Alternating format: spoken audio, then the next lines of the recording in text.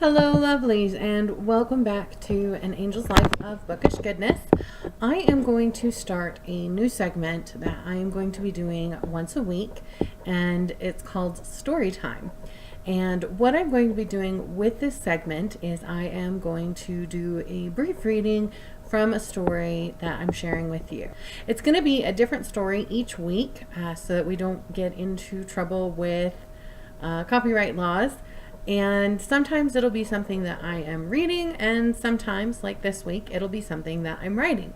So today I am going to share with you the first chapter from my new series that I am releasing on Patreon called The Survivalist Bible Genesis. And just a brief introduction to this story. It is an apocalyptic story that follows Gabriel Llewellyn and his compatriot Cassandra as they survive a viral outbreak. All right, so I'm going to go ahead and share with you Chapter 1. Hello, my name is Gabriel Llewellyn. If you're reading this, then I'm probably dead or infected. Or maybe I dropped it while fleeing the infected. I suppose it's hard to say. I hope it's the latter. You may wonder, in the nightmare our world has become, why I bother writing this at all. My idealistic self believes that one day humanity will overcome this dark period in our history. When we do, this will be the record of the events. So much has been lost already, we cannot lose this too. My practical self hopes that this will help me to survive. I am not exactly survivalist material, and if it weren't for a few key people, I would have fallen with Atlanta. But if I write down everything I hear and learn, then I will have something to refer to, and when those people who helped me so far tire, or leave, or turn, these notes will help me survive. If someone finds this notebook, then perhaps it will help you survive. Before my world came crashing to an end, I was a writer. Maybe this is just me clinging to a small piece of something seemingly normal. Whatever the reason, or perhaps for all of these reasons, I'll write what I've learned. I will tell my story. Day 1. Where were you when the infected caught up to your world, chewed it up, and changed the landscape forever? I was at a writers' conference in Atlanta, Georgia. Yep, we were the first city hit. I've heard from other survivors that reports went out the next day telling the world that Atlanta, New York, and D.C. were under quarantine after a rapid and unexpected illness swept the population. Several survivors remember hearing over the coming days that Louisville, Kentucky, New Orleans, Salt Lake City, and even Los Angeles reported outbreaks before the television stations went down. The internet was astir with horrific videos and pictures from supposed survivors. There were rumors of a bio attack. Others believed it was an accident. Many believed it's some sort of judgment from God. But when the internet got shut down within the week, those in the areas not yet affected didn't know what to make of it. I don't really know for sure what happened to the rest of the world. All I can tell you is what I witnessed in Atlanta. I loved going to conventions. Unlike a lot of the writers, I've always considered myself a social creature. I never had a problem with promotion and going to book signings. If I'm honest, my personality sold more books than my writing ever could. But all of that was work. Writing conventions were the fun that I rewarded myself with for all that work. Rubbing elbows with agents, publishers, and other writers, it was the after party of the writing world. In the evenings after the last panel or workshop, a group of us would hit the town for networking. A nice way of saying that we would get drunk and bitch while enjoying the city we found ourselves in. But not this time. This convention found me trapped in the hotel for 3 days of a week-long convention, and I was getting a bit stir-crazy. There was some bio-conference going on at our hotel as well, and it brought out a ton of protesters en masse. A couple of riots had broken out the first day, and one of our conference speakers had been attacked entering the hotel. The gossip bill suggested that he'd been mistaken for some famous geneticist. After that, access to the hotel was through police escort only, and all guests were being strongly cautioned to remain in the hotel for the duration of their stay. In other words, you walk out that door, and we aren't responsible for your safety. My wild week of boozing and babes was in a serious chokehold. By 8 every evening, the hotel bar was overcrowded, and there was no hope of getting the bartender's attention, let alone a lady's, which was a shame, because ladies loved it when they found out that I was a romance author. But with all the chaos and overcrowding, I was making no progress. Nothing killed the mood, quite like an angry mob. A change in strategy was in order. I headed to the bar at 5, skipping the last 2 panels of the night, and found the conditions much more amenable. There were a handful of groups who probably came directly from a conference meeting and were continuing discussions, but there were also quite a few individuals scattered about. I saddled up to the bar and ordered a glass of Merlot. As I waited, I surreptitiously scanned the single ladies. The majority were sitting at the bar, a stool between them, even as they leaned over and chatted to one another. The universal signal: I might be here with her, but there's a good chance I'll leave with you. An attractive incongruity caught my attention, tall and curvaceous, with miles of legs teasingly covered by thick black tights. I hoped her sweater dress was as short as it looked. Long raven black hair pulled up in a chignon for business, and blue eyes that pierced through the fashionable black framed glasses. I wanted to approach, but the signals were mixed. She was sitting alone at a foretop, but she kept scanning the room. Either she was waiting for someone, or she was an observer. Only one drink on the table. After 10 minutes of no one approaching her or her acknowledging anyone else, I figured why not? I sauntered up to the table, swirling my wine. Lovely evening, isn't it? I smiled my most charming smile. She eyed me and gave a half smile and a gentle shake of her head. I'm Gabe. I pulled out one of the chairs and she looked at it pointedly, her delicate brow arching ever so slightly. Are you here with the writing conference?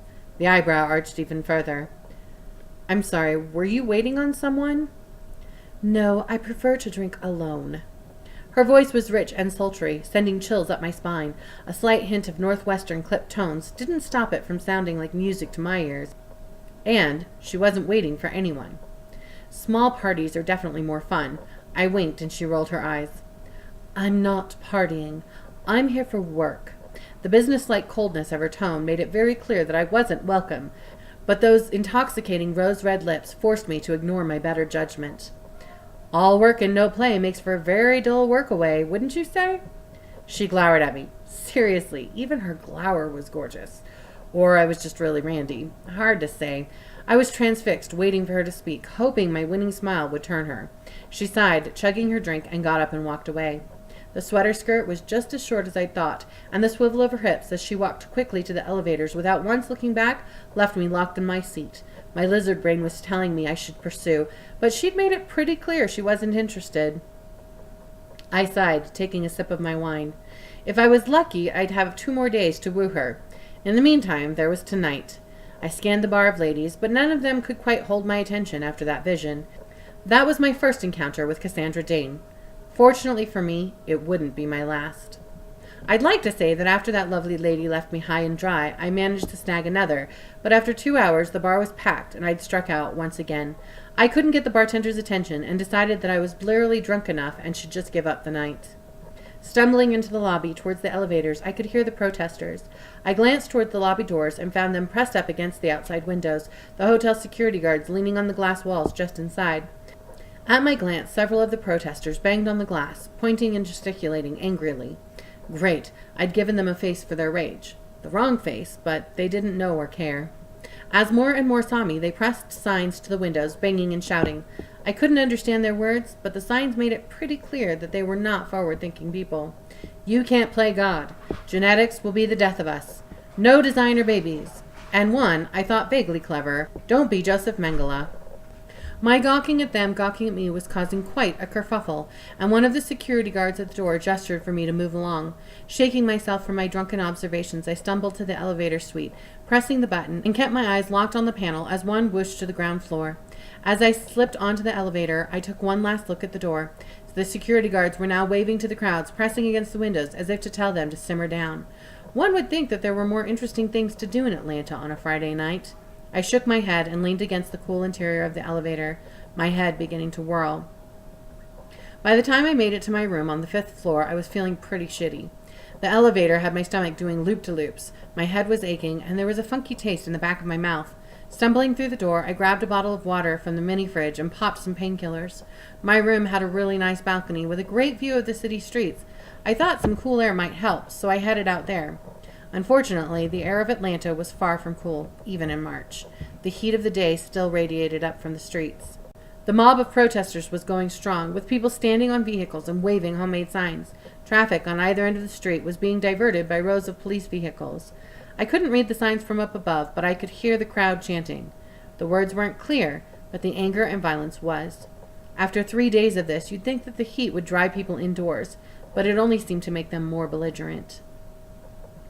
Thousands of seething, angry people were crushed together in the street below. It created an intense sense of foreboding, heavier and more oppressive than the heat. Sighing from my morose thoughts and disappointment, I went back in and flopped on the bed. Despite having closed the balcony door, I could still hear the crowd below, a vague mass of rage. I flipped the TV on and found reruns of Andy Griffith. Andy's gentle southern twang, as he imparted some words of wisdom to Opie, lulled me off to sleep. This was the introduction and the first chapter to the serialized story that I'm sharing on Patreon, the Survivalist Bible Genesis. And the second chapter will go up later this evening. This first chapter is free. After that, it is $2 a month, and I will be sharing one chapter a week. And again, I will have the links to all of that in the description down below. If you're interested in continuing the storyline, you can follow it there. All right, everybody. If you enjoyed this video, give it a thumbs up. If you haven't already, be sure to subscribe and hit that little bell button down below so that you can get notifications whenever there's new videos. And I think we'll start doing story time once a week. If you have a particular story or scene that you would like to see read, feel free to let me know in the comments. And until next time, keep reading.